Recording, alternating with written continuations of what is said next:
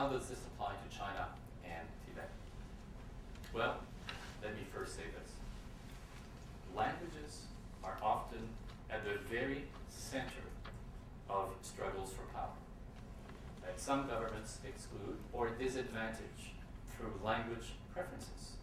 Even if there is no bad faith, even if there is no intent to discriminate, that even you may still have a situation whereby language preferences, we in effect exclude, remove, disadvantage individuals. And by the way, this is not something that is unique to Europe or Asia or Africa. This is something that we find occurring in all parts of the world, really. And in many situations of ethnic conflicts, you have these kinds of grievances, of problems. In other words, language is power, and the denial of language rights often leads to denial of opportunities, of power. Some of you may know this famous extract from the first, I think, dictionary in Spanish, Castilian, by Antonio de Nebrija, who was the biographer of Queen Isabella de Castile. Siempre, please pardon my Spanish, siempre la lengua fue compañera del imperio. Language has really been a companion of power for centuries. This is not new. But it is a power that advantages some and may exclude or disadvantage others. And this is not because some languages are naturally superior to others, but because governments have the power to exclude or disadvantage individuals through their language policies. And all governments almost automatically do it by having one or more official or favored languages. More than that, many governments can contribute to the weakening of a language and disadvantaging individuals, whether it's intentional or not, through a variety of means. They can forbid even individuals from speaking a language, and that's one way that this can be done, but it is one that has been happily disappearing today. It could also be done by not teaching a language. This is an extract, a quote from the French historian Julien. Une langue qu'on n'enseigne pas est une langue qu'on tue. You kill a language. I'm not saying this for you, Gabriel. You kill a language if you do not teach it. But even if you teach a language, it's not enough to ensure that it will survive or develop and strengthen.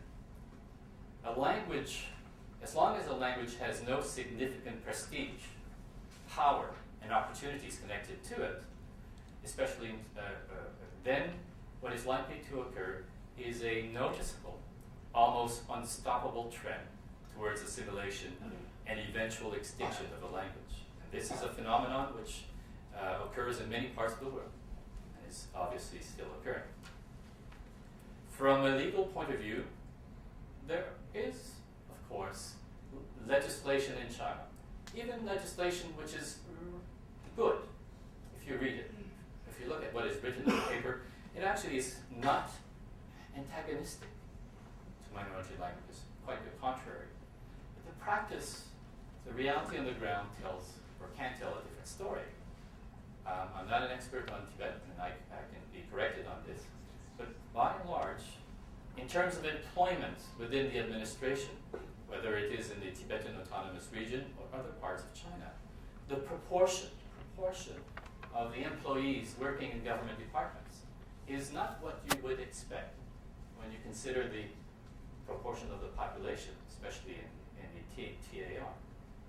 I have seen statistics, and maybe this is wrong, but I've seen statistics for 2003 that show that the Tibetans working in the administration of the TAR has been decreasing steadily in the last 20 years especially, and is something around maybe half, let's say 50%. I'm sure that's wrong, but approximately 50% of government employees, broadly speaking, are ethnic Tibetans.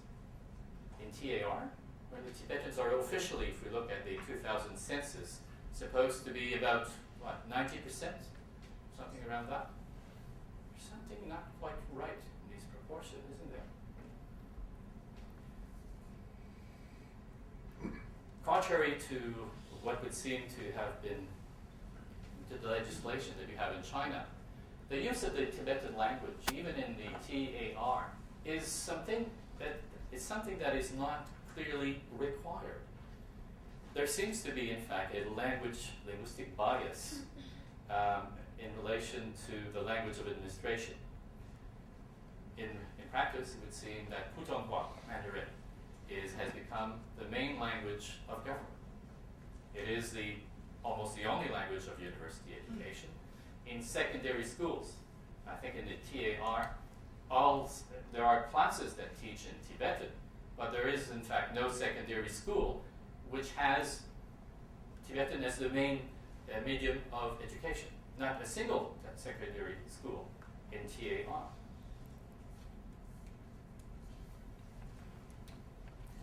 What you would seem to have is a situation where a growing number of parents see that there is very little opportunity linked to the knowledge of Tibetan language.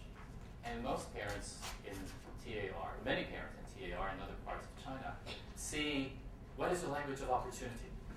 What is the language of power? It is Putonghua. It is Chinese Mandarin. Because, and here I'm going to do a bit of theater. I only have a few seconds left.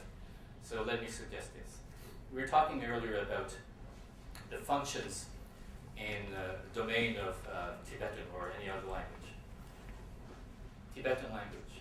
If you say the language, the medium of education at the university level is Chinese, which is the case in TAR,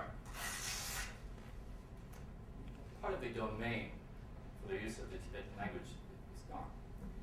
If you say that the main language for secondary schools, language of instruction, of education in almost all the secondary schools in TAR is Putonghua Chinese, it's no longer Tibetan. You're removing a bit more. If you're saying that in the police force in TAR, you must be fluent in Chinese,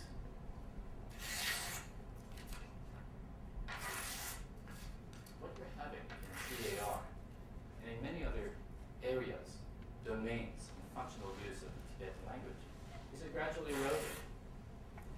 And can you really blame parents, the parents of Tibetan children, at one point to decide, well, what is better for my children? What is better for the opportunities for their future? Because at one point, I think many people will be tempted to let go. Not because they don't think it's important, but they really do care for their children's future. And if Tibetan is not a language of power and opportunity, I think this danger which the future maybe has is for the Tibetan language. So I think my time has pretty well run out. I actually had a number of examples in relation to good practice in a number of other countries. But there you go, don't have time for those.